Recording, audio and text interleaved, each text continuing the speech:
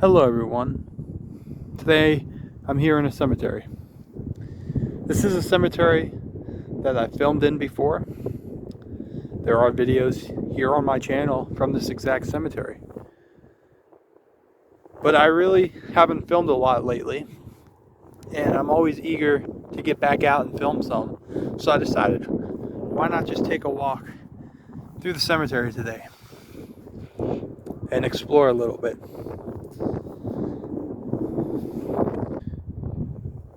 Now this cemetery is mostly made up of older graves. There are a few modern graves here, but for the most part, we're going to be looking at a lot of people that were born in the 1800s.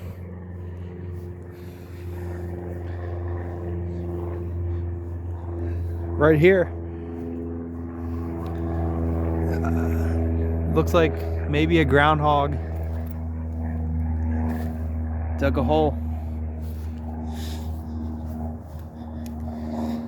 right behind this grave here. Let's see how old this grave is right here. So, as you can see, husband and wife, both born in the 1870s. The husband died in 1927. The wife died April 9th, 1941. Today's April 8th, 2022.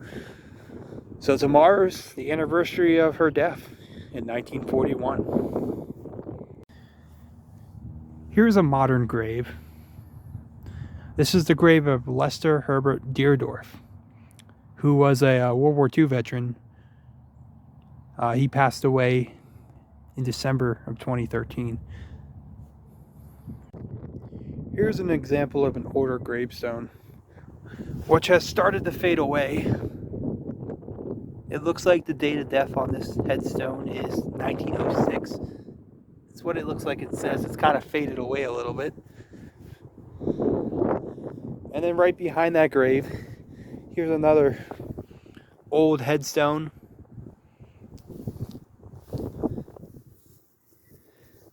Which you can't even make out what year it is. It looks like 18 something. Looks like there's an 8 right here, but I don't know. That's a 6 maybe. Maybe 1860s. And right in front of that grave is another older grave right here. It says 1864 right there.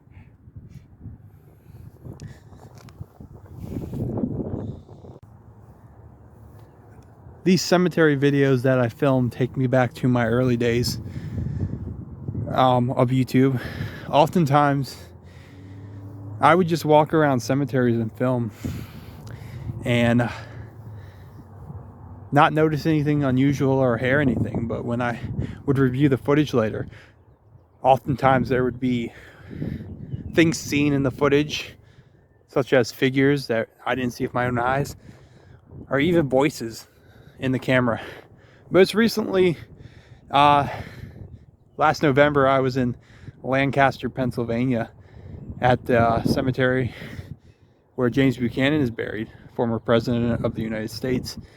And I saw a grave that looked kind of like this, and it was covered in weeds all the way up and down, like no one had visited for a while.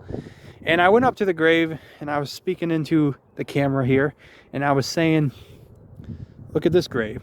It looks like no one's been here for a while. And a voice came through the camera that said, I felt sick. And it was really slow. It was like, I felt sick. And I only noticed that in the footage later. I didn't hear it with my own ears while I was there. So cemeteries are very interesting, because you never know what could be around you in terms of the paranormal. Sometimes it doesn't show itself unless you are recording. It just picks it up.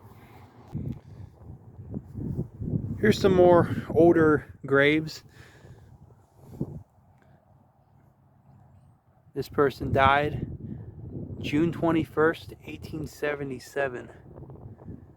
Born December 30th, 1845.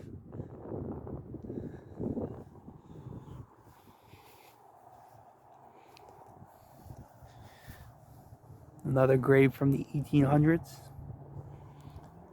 This cemetery is located in Westminster, Maryland, which is where I live.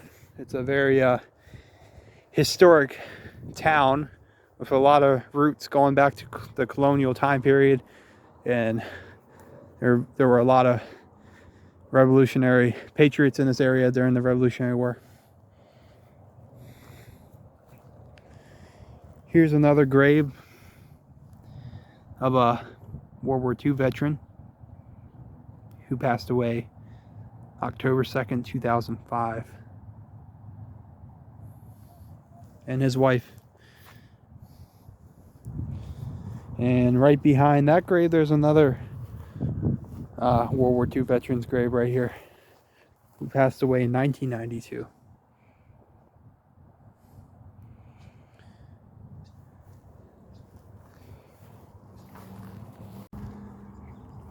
One thing I just realized is these are the first flowers I've seen. And these aren't even live flowers. They're artificial flowers. But look how faded they are. It's kind of unusual not to see flowers anywhere in a cemetery.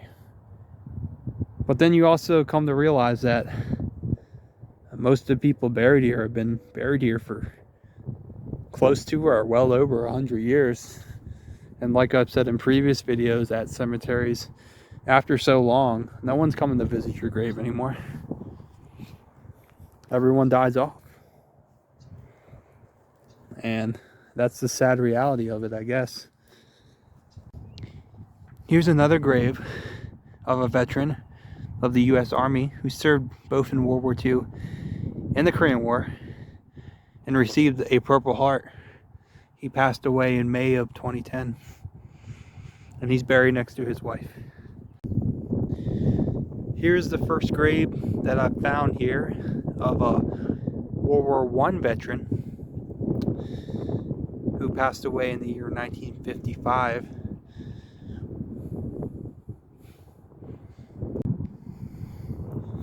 There are a lot of graves that have fallen over in this area.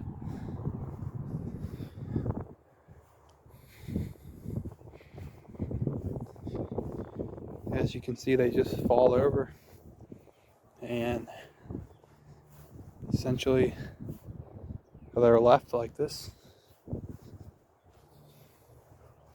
And I mean, eventually, if nothing's done, they'll become like this and just be buried in the ground. Eventually grass will grow over them and they'll essentially be forgotten. It'll look like this right here. You won't even know there was a grave there.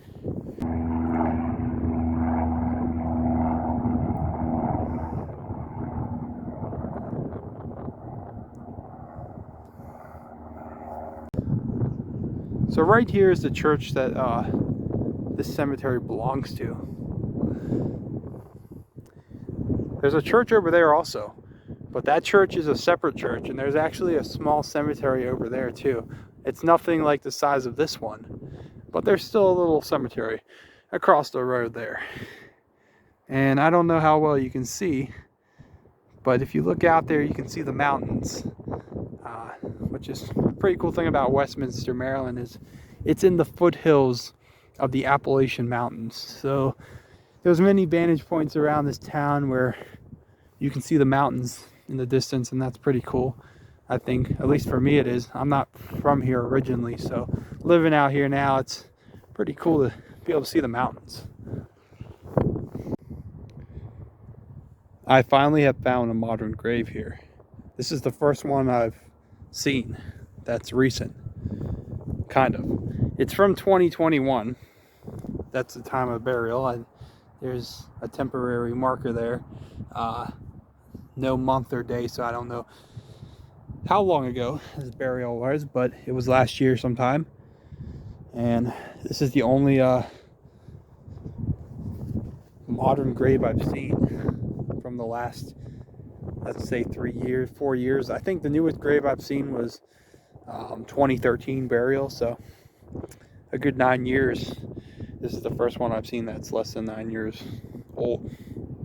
So I guess it still is an active cemetery. Here's a marker for the church. It seems that the original building that was the church was right here at this site, which would be the reason for all the old graves being right here, if the original church was here at this site.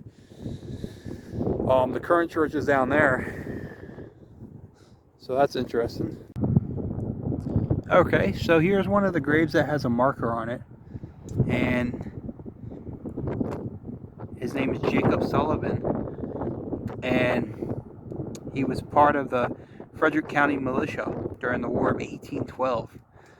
So he lived from 1778 to 1848, and he was a veteran of the War of 1812. And there's another marker down there, so let's go see what that one says.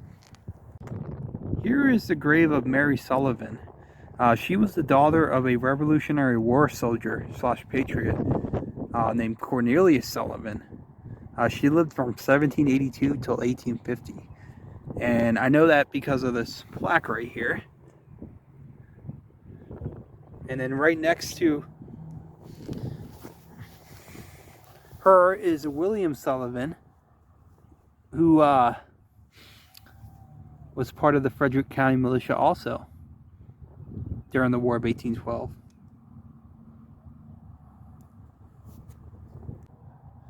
Right here is a grave of a Revolutionary War veteran. Now, I can't make out anything really on this grave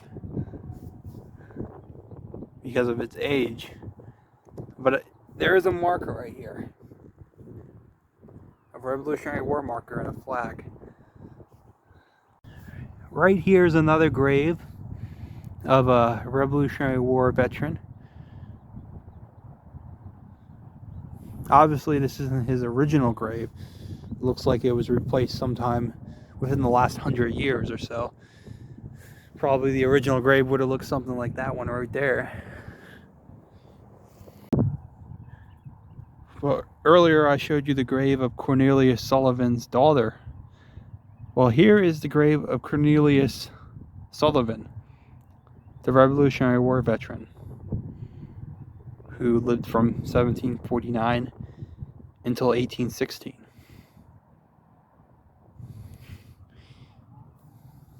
And he also has a marker right there. And then next to Cornelius and his wife is Cornelius' son, David Sullivan, who was involved in the War of 1812. And he lived from 1788 until 1814. That was right around the time of the War of 1812. I wonder if he passed away in the war. I don't know. I have to look into that. There's no marker on his grave, but 1814 was right in the thick of the War of 1812. You know, it lasted a while, but I believe it was still going on in 1814. I believe that's the year the White House was burned down by the British, I think. A lot of people forget about the War of 1812, but there were a lot of men around this area, especially Maryland, that were a part of that. Okay, I have come up to one of the mausoleums here, and it's a family mausoleum. Cover, I don't know how that name would have been pronounced. One of those two. If we go up to it though, you can see, well, there's quite a glare, but there's a stained glass window in there. If you look at that, it's pretty cool. And the graves are right there. Thanks for watching, guys.